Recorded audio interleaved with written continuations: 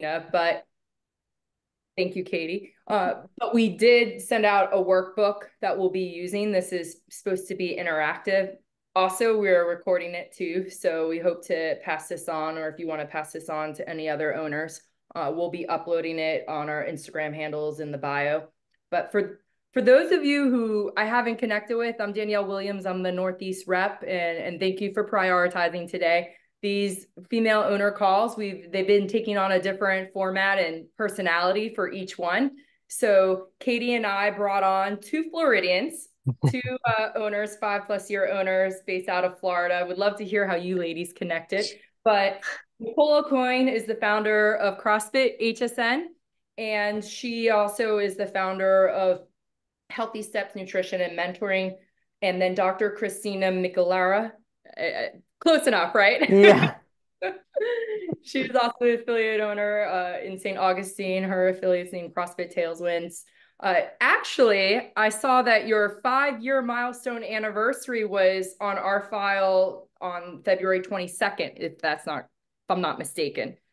Most owners Yes. know their actual date, but happy anniversary, by the Thank way. you. And then she is also a mental health professional and has established a company called Mental Fit. And so her and Nicole actually partnered up, and Katie and I were brainstorming more of what would be really beneficial for us to hone in on a call. And we really wanted to focus on just partnerships. It is one bucket of how we market and just how that can help drive our business growth. So I thought kind of getting a little backstory on how they connect it, what they provide, and then also them leading the discussion and then leaving some time for questions at the end would be where we're going to go today. I So put the workbook in the chat if anyone didn't get it in their email. And we will obviously send it in the follow-up as well. It's just, I think, Nicole, it's just for note taking if you want. If you're driving or working and unable to, don't stress. You'll have it in an email either already sent or we'll send it in the follow-up. And you can always watch the recording. So. yeah. Amazing. Well, first and foremost, thank you so much for having us on today. I do think it would be fun to start off with how we actually got connected and set up the partnership between Healthy Steps Nutrition and Dr. Christina.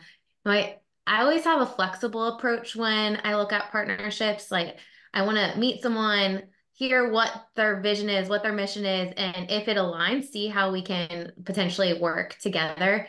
Christina hosted an affiliate summit. When was that? 2020, maybe 2021, Yeah. for Jim. And I had the opportunity to speak at that. And she spoke on mental health. And I thought this was such a important topic that I didn't know enough about personally and wanted to kind of get her message out a little bit more. So we hosted a webinar and then that turned into us creating a course together. But I think the big thing I would take away out of that story is like you have to get to know someone first and realize, does this make sense for us to work together? And then just slowly build from there. I never go into a company with like, how can we do all the things together right now? Because you don't really know if you're going to work and mesh well together. Christina, what would you say is your kind of side of the story? Yeah. So definitely want to make sure there's chemistry there. There was definitely an energy and a vibe. And I feel like a lot of what Nicole possessed in terms of her framework or her, core values were very much in line with mine. And so having multiple conversations or a trial run, if you will, really was helpful to get to know one another and make sure that we were going to have the personalities that would work well together. And you don't have to do everything, but definitely trying to find out what that looks like for you and where it fits for what you're doing. And for us, it was, a particular area. And I think that that's what made it work best. And so I have a role, she has a role, and then we work collaboratively. And it's great because we both bring something to the table and not necessarily the same thing. So differences are valued and appreciated. And we don't have to know everything about the one thing the person's bringing, which is probably what makes it even better, because I'm bringing something that, she's not as familiar with, which is my area of expertise, and vice versa. And that's been great because then we learn and grow together as well. I think from a gym standpoint, it's helpful to look at, all right, what are your core offerings? Like if you have a kids program, then setting up partnerships that have kids as part of their audience or families as part of their audience makes a lot of sense.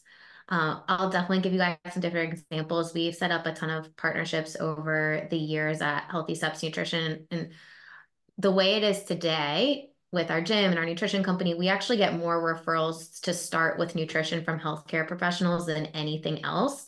I truly believe that the healthcare system is broken and doctors don't have enough time to talk about health and wellness and teach people how to make meaningful change. So if you can set up partnerships, if you have a kids program, I always find that pediatricians and different type of doctors that specifically work with kids are our number one referral source. And I think if any of you guys are parents, we'll do anything for our kids. So when a doctor says you need to get your kids this help, parents kind of just do what they say. And sometimes when you have adult doctors telling you to do something, you aren't as quick to jump on the wagon. But big picture, look at the core offerings that you have. Right? Partnerships isn't something that's a light switch. And I think that you have to play the long game with partnerships and realizing, all right, what makes sense right now and how can we build from there. But from a small business standpoint, we don't have the unlimited funds to put into marketing. So establishing really good relationships with local businesses makes sense so that people can hear your name from so many different places so that when they're ready, they're like, oh yeah, of course I want to go to Christina's gym. Of course, I keep hearing her name all the time. Yes, of course I want to go check her out. Why is everyone talking about her? I think we have a local, group in the Nextdoor app. My husband's on there all the time. And if someone types in a plumber and everyone says Joe the plumber, all right, are we going to do a ton of research other than Joe the plumber? Or we're probably just going to reach out to that guy because everyone said his name. And from our standpoint, I think we want the same thing. We want everyone to be saying, hey, go to this gym for fitness or go here for nutrition coaching. So I'm going to tell you some questions that I kind of look for first, just because how many of you guys have made a mistake with partnerships and you've set up a partnership and they're like, oh crap, that was not a good situation. I rushed into that and that was not a good situation. Not a lot of you. We have made those mistakes quite often, specifically with a chiropractor. My husband set up some type of partnership deal with this chiropractor, and then suddenly back squatting and deadlifting was dangerous, and he's telling our members never to deadlift again. So clearly we ended that very quickly. But I think having some pre-qualifying questions is really important to ensure that you guys are in alignment and they're not just faking a conversation to move the needle forward. So I'm sure we've probably approached people for partnerships, and I'm sure that people have approached you too. And these questions kind of go both ways. So the questions that I look for, like, are they good people? Like, do I want to work with them? Are they kind? Are they nice people? Do they have a service that will help my members in a greater way, right? So is there a service that my members need that I think would be super helpful? This one, like having a mental health therapist that you can refer people to that are out of your scope is a really good option to just say, like, here's a couple people that we trust. The other thing, do they have complementary services? Christina mentioned this a couple minutes ago, but does it make sense? Do they have an audience of the people that I want to serve? Like it needs to really be a win-win relationship. And can we create something that's a win-win? And I've made mistakes in the past of not creating clear boundaries of like, here's what I'll do for you, and here's what I want you to do for me. And then there ends up being some miscommunication there. So going into those conversations, starting small and then building from there makes a lot of sense. I'm going to take a pause. Does anyone have any thoughts or questions? I know we want to make this super interactive. Christina, anything you want to add there? No, I think those are all great questions. I do something similar. I have like a list of questions that when I'm meeting with someone, I kind of bring my questions to them and make sure that they're answering it in the way that I like before I go into any kind of agreement, at least on the initial. And I think too, you want to be flexible with your approach. Like there's a lot of different ways that you can set up a partnership to be a win-win. You know, for you, are you looking for exposure to like their audience, right? So if you're doing something and you're providing some free help or hosting a free webinar or something, do they have an audience of your ideal clients? I'm not going to set up some type of partnership with people that we don't serve, right? And it's going to be a win-win situation. So exposure to their list and their audience. Is it like a referral type network? With healthcare professionals specifically, there's something called the Stark Law, where they can refer people to you, but they can't get a kickback for that legally. Healthcare professionals can't give you a kickback. So if you set up a partnership with a doctor or some type of healthcare professional, they can't, you can't give them a kickback for the referral that they gave you. But then there's that other type of partnership where there is some type of kickback. Do you get a percentage if you send your members to someone, or do they give you a discount or give your members a discount that you can pass on to your membership? So exposure, are you looking for referrals? Are you looking for some type of deal for your membership or for you? Different ways that each of those things can look. I can give you guys some examples of things that we've done. The referrals, that's a big one for us with healthcare professionals. If you guys have kids programs, there's different like kids sports programs that will host like nutrition talks or do some type of something related to nutrition. But you could do it with fitness too and send out some free help, or maybe you host a community day and they're pushing that information out to their audience. We'll have people come on our podcast. Do any of you guys have a podcast at all?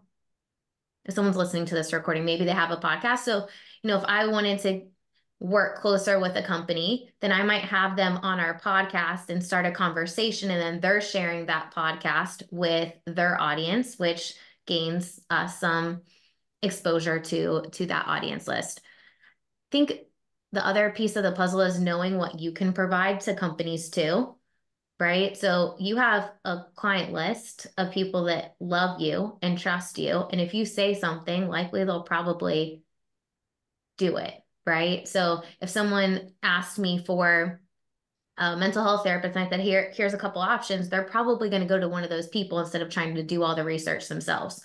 Or if for us with nutrition, if we have partnerships with different local healthy restaurants, I'm like, hey, go here. Our logo's on the menu of all the healthy options there. So it's easy for them to find a healthy food option at a local restaurant, and exposure for us because everyone's seeing our logo on their menu. It's a win-win. But I think it's important to understand your value. So what kind of value could you provide to a company? Number one, you have an audience that knows, loves, and trusts you. How big is that audience? So what does it look like on your social media, on your email list? Do you have a YouTube channel? Where are the places that you can potentially put some information out? And then, you know, what types of partnerships could you do? How many of you guys do like a committed club at your gym? If people come a certain time a month, okay. So an easy thing that you could do would be go to local businesses and say, hey, I want to highlight your business. I love your restaurant.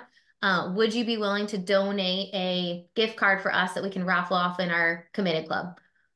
When we run nutrition challenges, we recommend having mini challenges or mini prizes every week. So do the same thing, local restaurant or local business. Hey, would you mind sponsoring one of our weeks for our nutrition challenge? You share it on social, we'll share it on social. It's a win-win. Yeah, I'm gonna take a pause. Anyone have any questions? Christina, what else would you add there? To a point you made about, you know, the different timeline in terms of these partnerships. Some of these are one-offs and short-lived. For us, when we've hosted events, we have a little bit of the larger events are going to be a little bit tricky with parking. So I've gone to our local businesses and said, hey, we'll make you a sponsor, you know, and we'll put you on social media and give you some acknowledgement for letting us use your parking lot for the day. And I mean, just that kind of visibility was enough for them to be like, sure, no problem. So it really just depends on what the need is. Not everything is monetary and a kickback and a percentage. Not everything needs to be long term. This was just something we do maybe once a year. And we have these relationships with our local businesses that allow us to do something like that. And it becomes a win-win. So what are you looking for? And then how can you utilize that to leverage to your benefit by still also making it a win for them? And getting a little creative with that, I think, is really important to kind of think outside the box. I think it could be scary sometimes. Like, let's say you want to partner with a local restaurant. It could be like a little bit nerve-wracking. Okay, how do I approach them? How do I start the conversation? I would go to places that you like, that you go to often, or that you can have a warm introduction to, and not big chains. If you go to like a Starbucks, for instance, you're going to have to go through like multiple layers of people to get approval versus the mom and pop places that are also in a small marketing budget, that if you guys work together and share audiences, it's a win-win. So when there's this local restaurant that my husband and I love to go to, and I don't know, 5 or 6 years ago, we were sitting at the bar one day and I was like, man, who owns this place? I would love to like work with, there's so many healthy options on this menu. I would love to work with them. And the guy happened to do a lot of stuff in the community. His name's Troy. And the bartender gave me his number. I called him the next day and he's like, actually, we're redoing our menu right now. Why don't you come in and we can work together, and I'll highlight all the dietitian approved or healthy options and put your logo next to every healthy option on the website.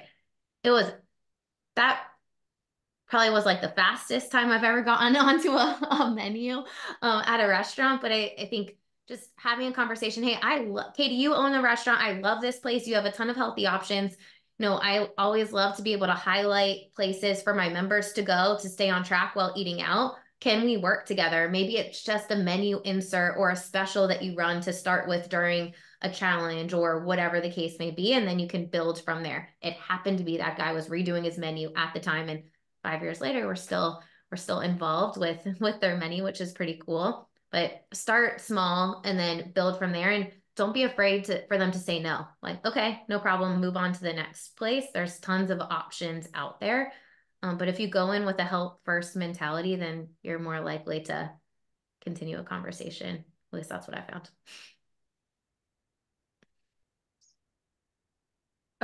I just wanted to interject and just share with the group. One of a partnership I had at my gym that was really successful was with a local real estate agent.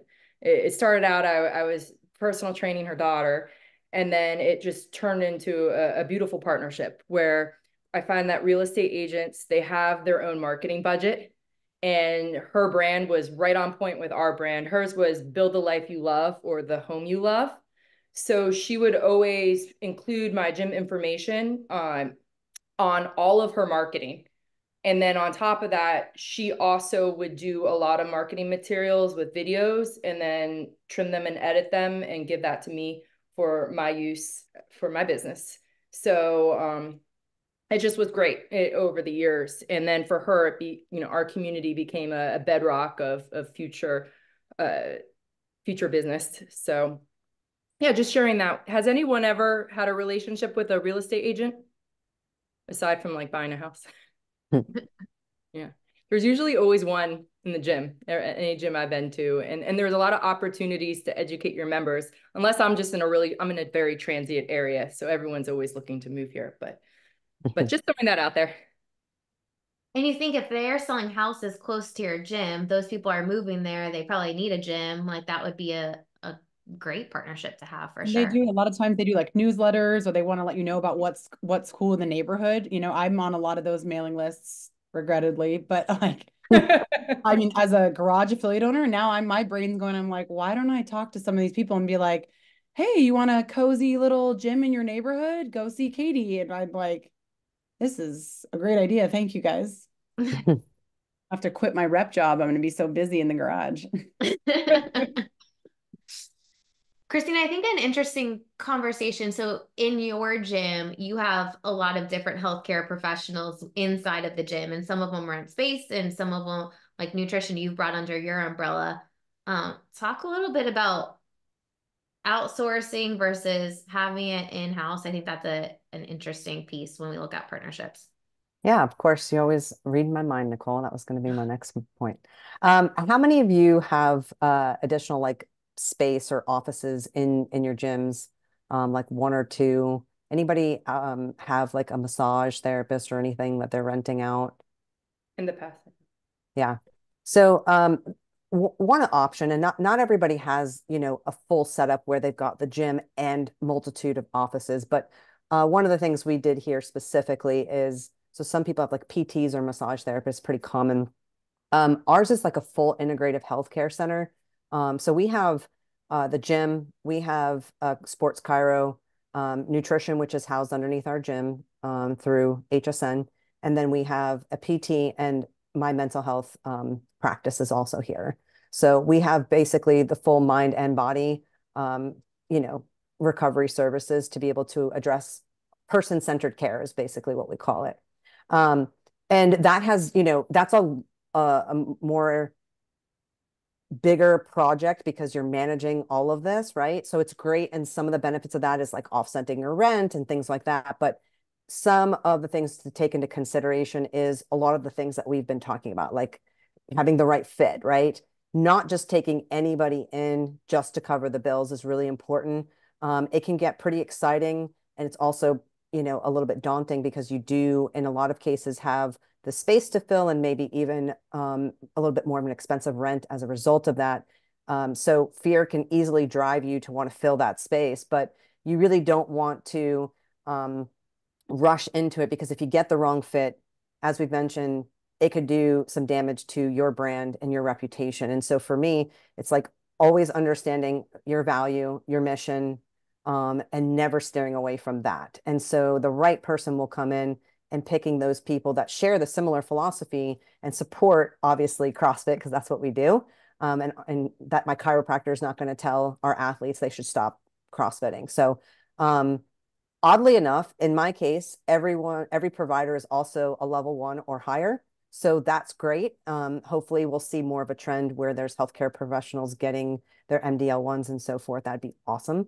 But that's just something to consider and exploring if you have that additional space, is trying to find someone that could share that, because now you essentially have created an internal funnel where you're referring.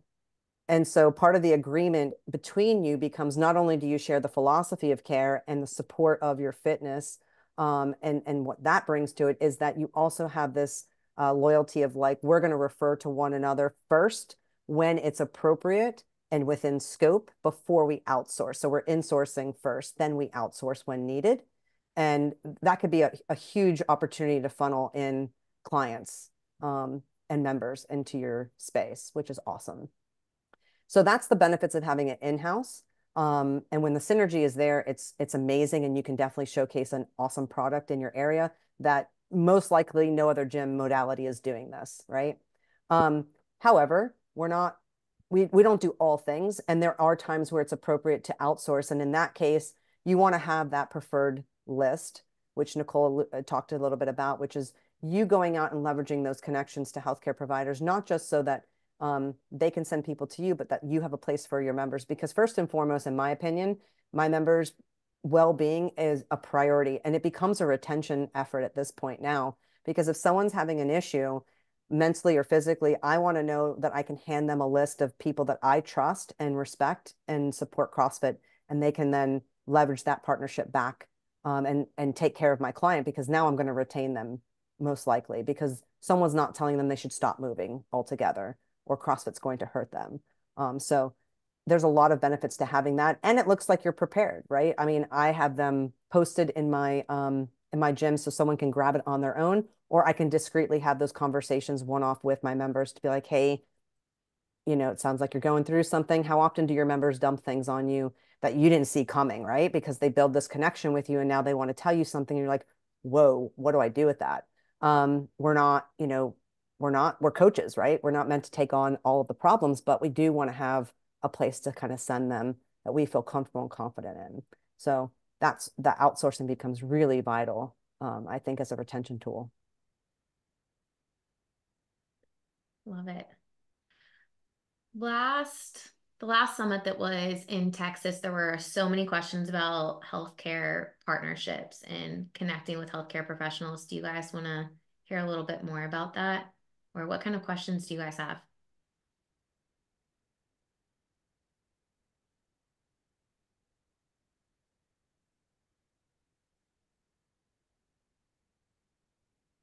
Okay, best practices with finding a healthcare provider who's on board with CrossFit.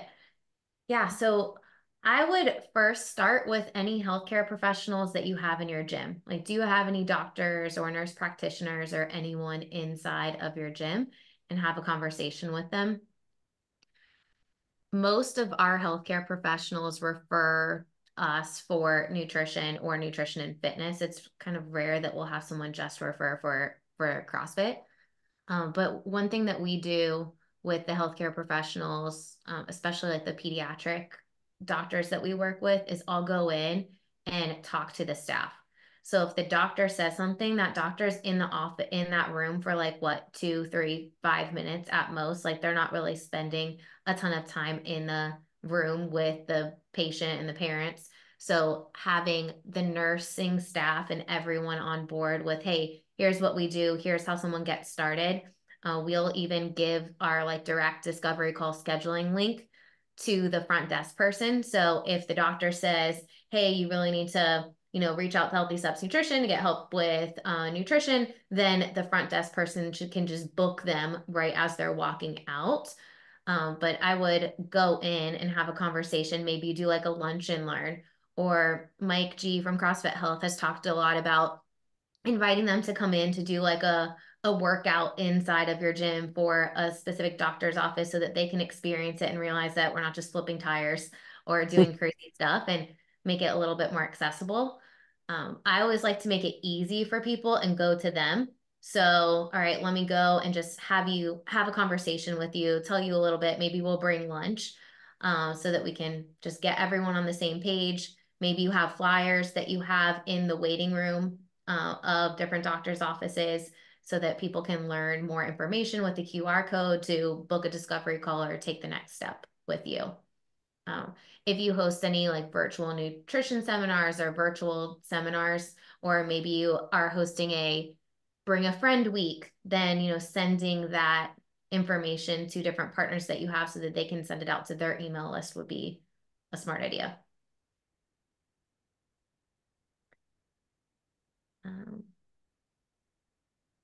Cool. What kind of questions do you guys have? Or things that have worked well with you?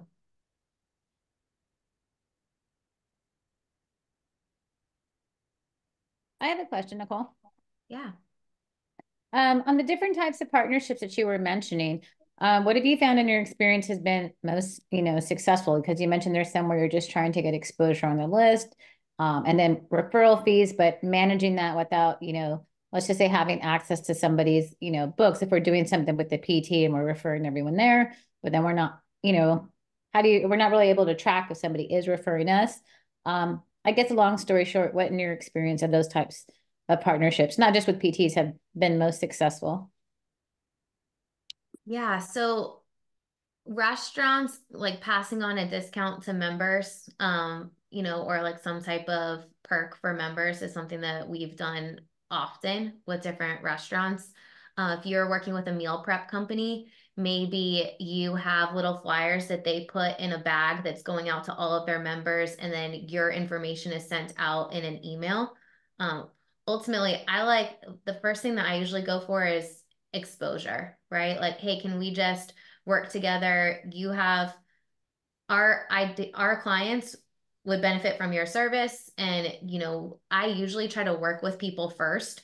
So like if we're working or we're going to make a partnership with a physical therapist or a restaurant, like I'm going to go to that restaurant first and make sure I like it and the food's consistent and good before I'm just starting to make random partnerships. But meal prep companies, that's an easy one where you can put a flyer in the bag or give them a flyer that has a QR code. Hosting virtual nutrition seminars, great way to capture leads and exposure.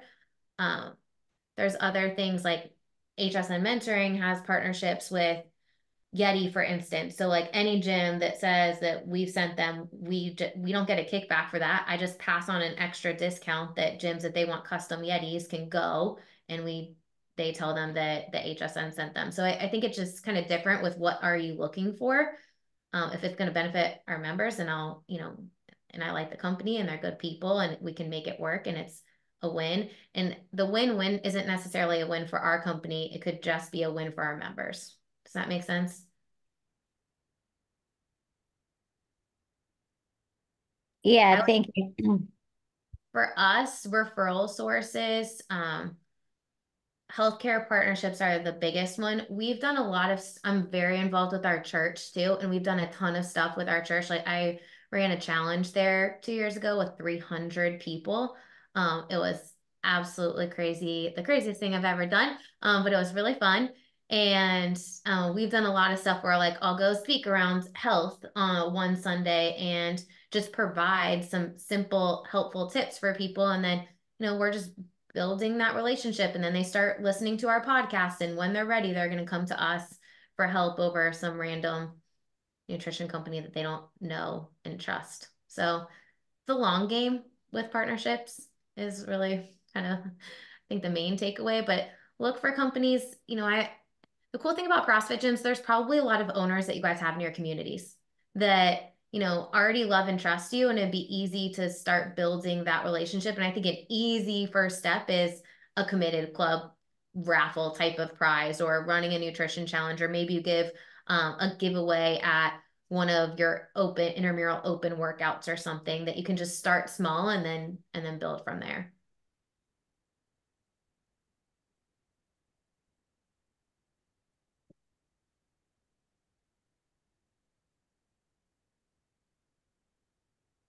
The other thing I would mention is circling back around. So like, are you holding up your end of the bargain, and are they holding up their end of the bargain?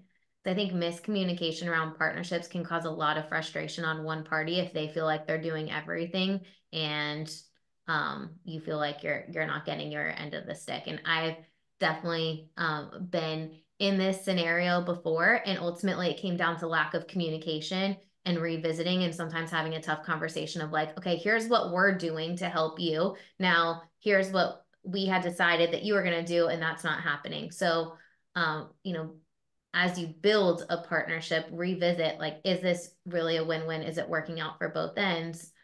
If it's not, then can we rectify and fix it? Or if it is, can we build it into something bigger? One of the things to add, I had among many relationships over the years with healthcare professionals, I had a really successful relationship with a Rossi. Is anyone here located Virginia, Pennsylvania? Oh. Well, they're a little bit smaller, so they're not all based out of the US, but they've been around since, at least I've been working with them since 2011. So one of the providers specifically, I had a great relationship with. So we arranged, as things progressed, we had a quarterly education series for members where they would come directly to our gym. So even though I can't quantify, going back to what you said, Brandy, how many members did I actually get from referrals? It was more of a retention and support for our community. When the open would come around, he would bring a team into our gym. I would be sharing tips and things that he would be putting out on our pages as well. So I thought it was great over the years. He even put things of ours in his office for more visibility as clients would come in, since they're local.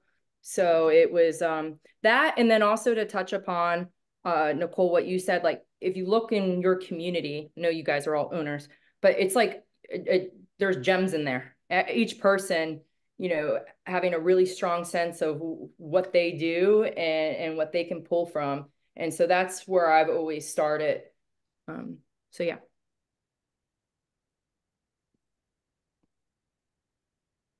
Yeah, and I just want to add just a little bit to that, is that, if you think about the psychology of all this, which is typical of where my brain goes, just the value that doing this adds to your membership, right? What you provide for your members, to me, is invaluable. So even if you don't necessarily get the referrals, or, you know, some of that doesn't come how you want it in that way, you're still providing so much more care and concern and resource and value to your membership that you're offering to your members. That's a lot more than most gym or fitness and, you know, facilities can say that they do.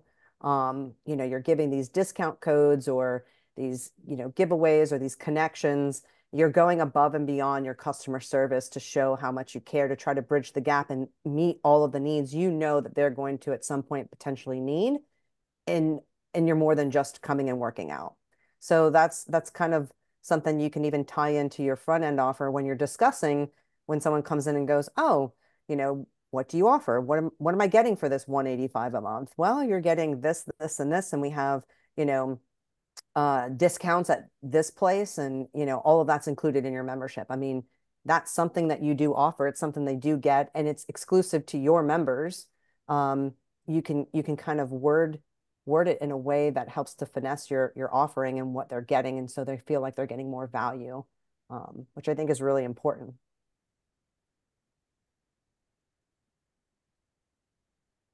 You can get super creative with consistency of this type of stuff, right? Like one of my goals is to get, if I'm setting up some type of partnership, we'll do some type of like free help so that we can get their email addresses and they can be on our email list, and we're providing value every single week so that eventually when they're ready, they're going to come to us for help. And also like physical presence. So we have a partnership with a gymnastics facility that we've had for 8 years. I go in and do a seminar there. Their girls have come and trained at our facility during off season to do strength training. We have a banner there. So every single time the parents come in, they see our stuff. We send out, I'll host seminars, but then after the seminar is over, we'll make a short video talking about what I talked to the girls about or what one of our dietitians, and then that goes to their entire email list. So parents are getting some type of nutrition or health related information to help their daughters, but also for them too, consistently. And I think at the end of the day, for long-standing partnerships and to build it into a consistent referral network, there has to be an ongoing relationship. I don't have one partnership where I'm like, okay, we did this one thing and I got 50 leads from it and it was a great thing. No, it starts small, but then you build from there. And honestly, it's tough for me to quantify the amount of referrals that we get other than our pediatric GI, that I'm like, okay, yep, you left the office, they booked a discovery call while you were at the office, and then now you're signed up for nutrition coaching, versus some of the other stuff is like, man, well, I went to the restaurant, I saw you, and my daughter does gymnastics, and you know, X, Y, and Z, we've seen your stuff a few places. So, you know, you want to become hyper locally relevant, right? You want people to go to different places, and people that they know, love, and trust are saying your name, saying your business. And when they're ready for help, they'll come to you.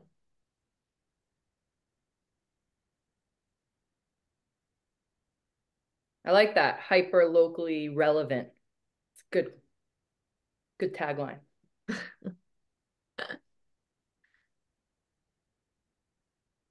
Well, guys, this is your time. There's a question from Christine. So I've been an owner for less than a year, and right across our driveway, a new business opened up that is indoor softball and baseball for like youth, and then they also are setting up pickleball courts. And I know that this is like a prime opportunity for a partnership, but I'm like not entirely sure how to go about even starting to like, I've spoken with the owner and we talked about like, oh, down the line, like we should do something, but I don't know what that would even look like. Or just like, I know that there's a great opportunity there sitting in front of me, but I just don't know what to do. I'm so excited for you. I know. I do a lot of strength and conditioning with high school, middle school, and college athletes, and so does my husband. Particularly, he specializes in baseball and softball.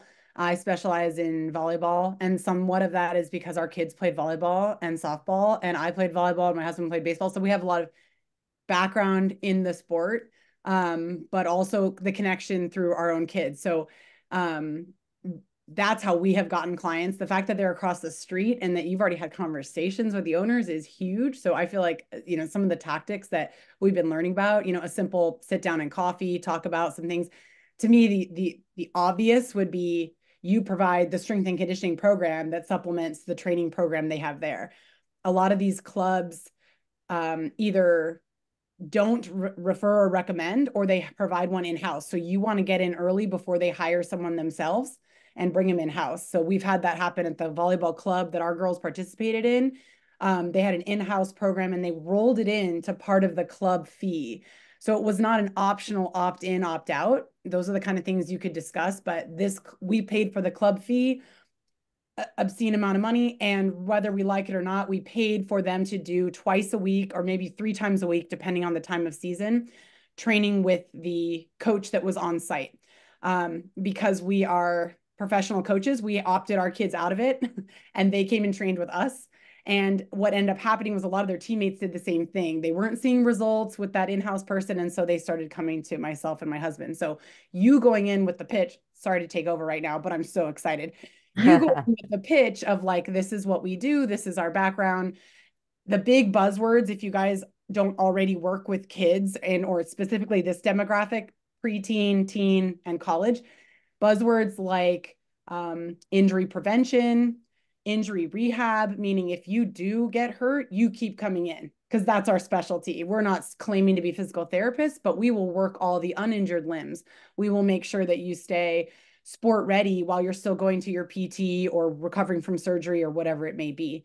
The benefit of training a group together, that's another pitch. They already know it from the club side, and you being like, we can take them. So anything from scheduling teams at a time to you kind of being like, this is our open-ended open gym window where your group can come in. Again, things between opting in or opting out.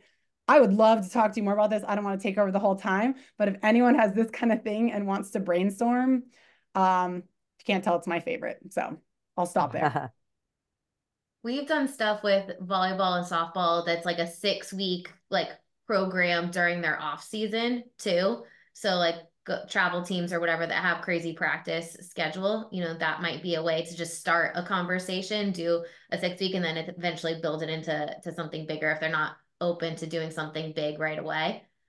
We'll go into volleyball facilities and talk about nutrition too. If you have a nutrition program, like these girls do not fuel themselves properly and no one has any idea of like what they should eat, when they should eat. So going in and doing some type of nutrition seminar would just be a great way to get it out. When we host nutrition seminars like that, I'll always send a video to parents after if the parents don't come. Like if we're doing it during the practice time, because ultimately the parents are the ones buying the food. So, and then you get in front of the parents too if they're sending out an email blast of a video coming from you talking about something. Yeah, I agree. I think you can turn off-season training really easily, convincing people into how they need to train year-round in order to be injury-free, prepared for their sport, all sorts of things. So, yeah, I'm sending you an email now. Awesome. One of the things to add off that, it was never a reoccurring revenue for me, but it wasn't a lot of work. But we would also bring in a baseball team in off season, and what I thought was really valuable was it got our name out there in the community, and we were getting people trickling in 6 months later from just hearing that they knew someone of someone at our gym.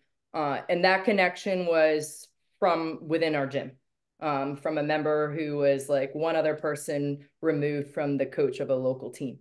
So, you know, if you don't have kids already in the school system, start kind of putting out your feelers of who's involved in the school system, or there's a lot of also events we would regularly donate a free membership or whatever raffle they have going on at schools, depending if sometimes it was for the PTA, but even the sports teams might be fundraising, for example, for equipment, and kind of having a pulse on who's involved and then pushing something that way just to get your foot in the door. But yeah.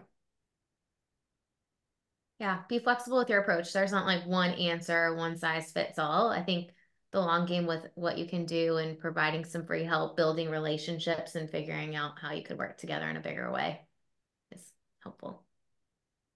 Thank you, everyone. Yeah.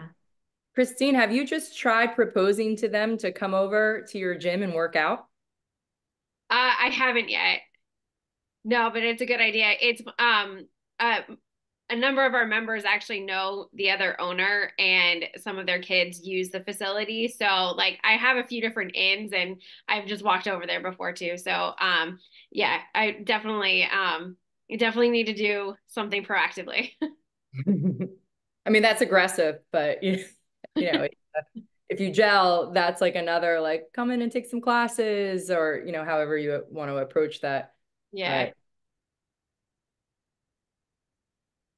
Do you guys have some different ideas of different partnerships that you could set up in your local community? Make a list of your members and yeah, take them out to coffee, what Katie said, and see how you guys could potentially work together. And don't let the fear of them saying no stop you, is all I can say, because you never know what kind of opportunity could come about from having an initial conversation. And honestly, since COVID, no one has the budget, like a huge marketing budget to put out. So local businesses want to work with local businesses. Yeah, Zia was mentioning, I know she might not be able to come off mute right now, but she said this before on other calls that we've done together about how you can sometimes, depending on your school district or the districts around you, you can pair with, the district will sometimes allow kids to do independent study for PE. And in doing that, they need to have it signed off. You need to be at a specific facility. There's a lot of different, rules around that depending on the district. So if you get on the district level, or if you somehow are connected to a school through your own kids, and find out what are the parameters around independent study PE, or the acronym she used, ISPE, and just finding out if they allow that.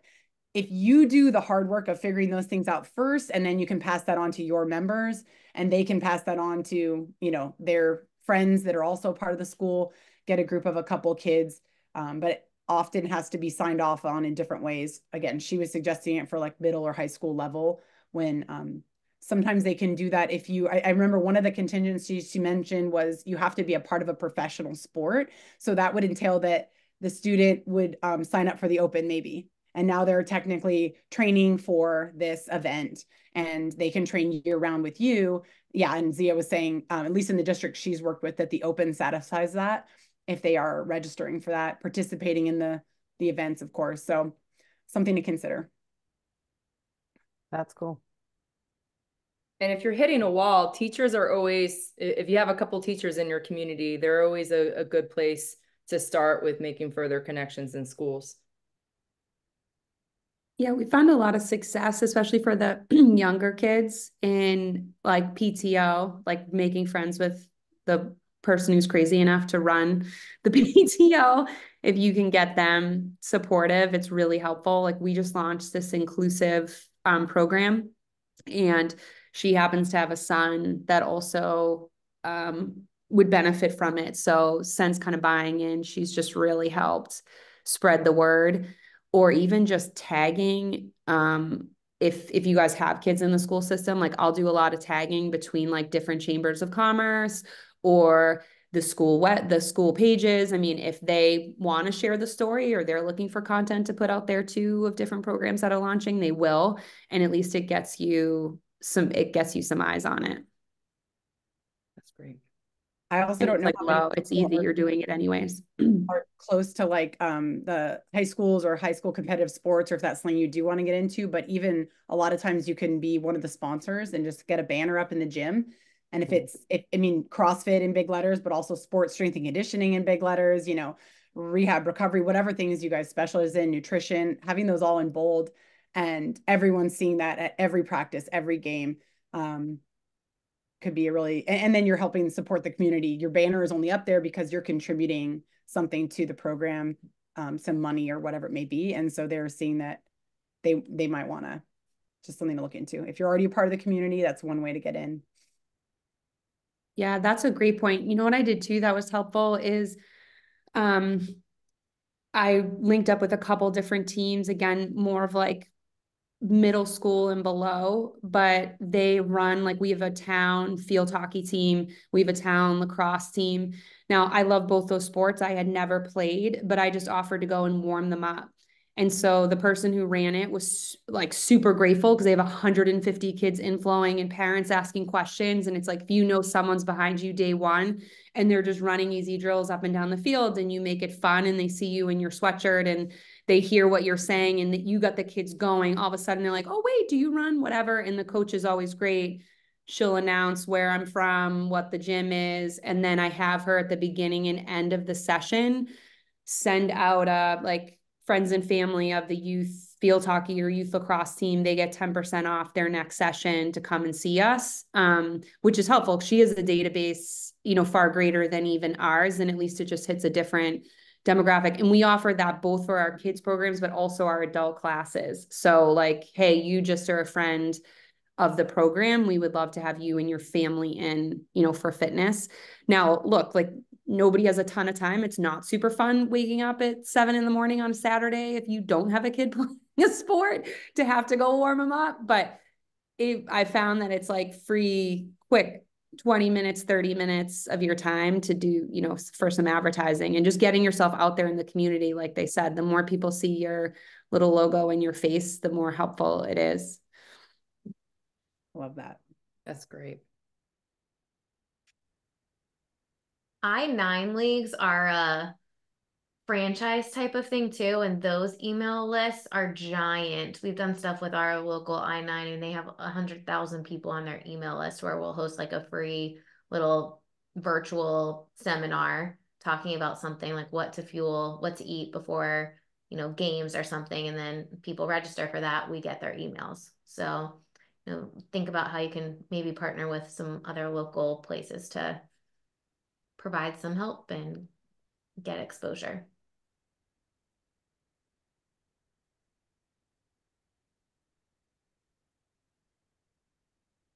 Cool. Anything else coming up for you guys? Does anyone else have healthcare partnerships?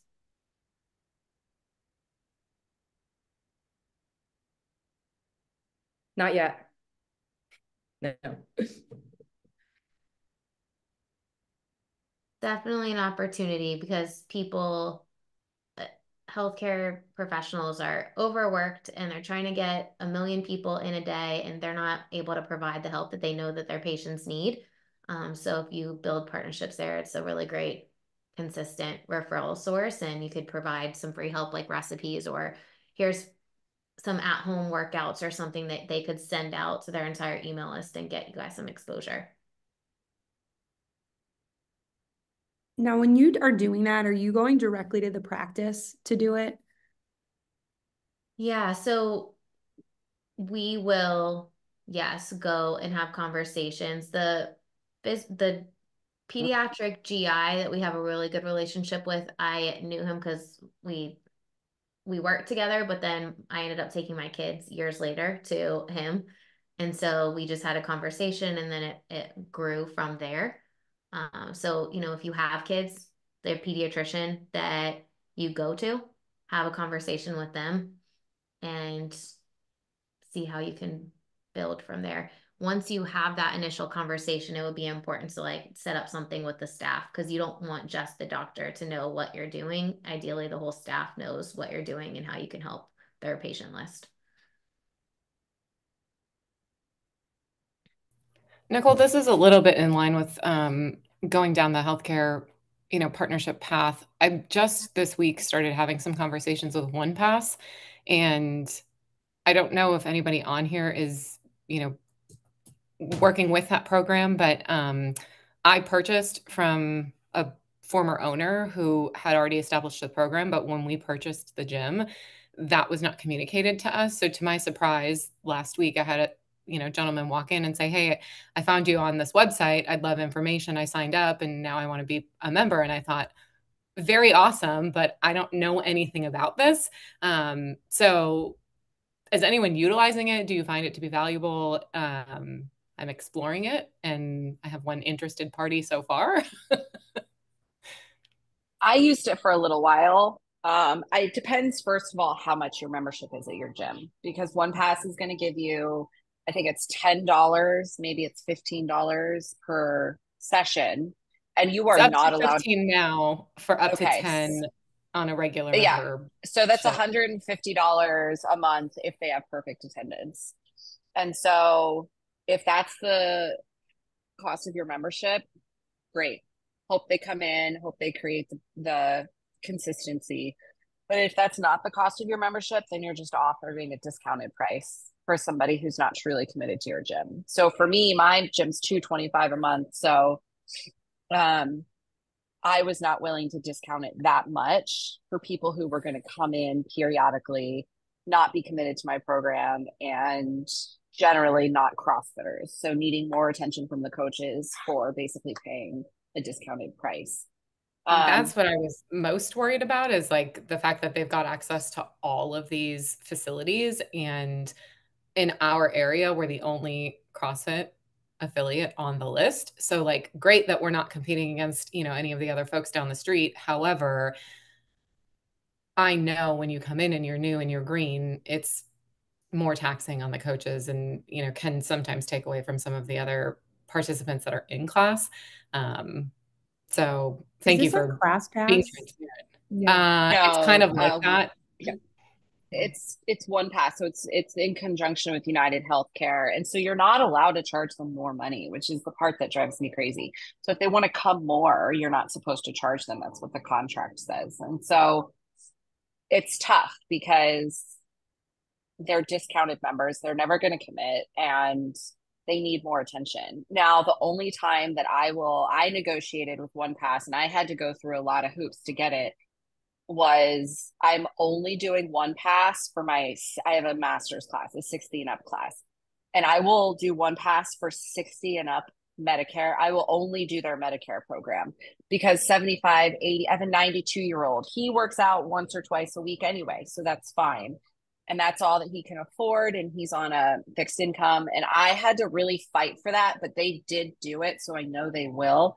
So if you have like a 55 and up class or a 60 and up class, like I got them to relieve me from the health, like United Healthcare portion, and just do the Medicare because it's not worth it. And they're not value add. And it's kind of like it gets you into the class pass situation where you're catering to members that will ultimately never join your gym, and you're devaluing your gym's worth to the members that are paying full price, you know.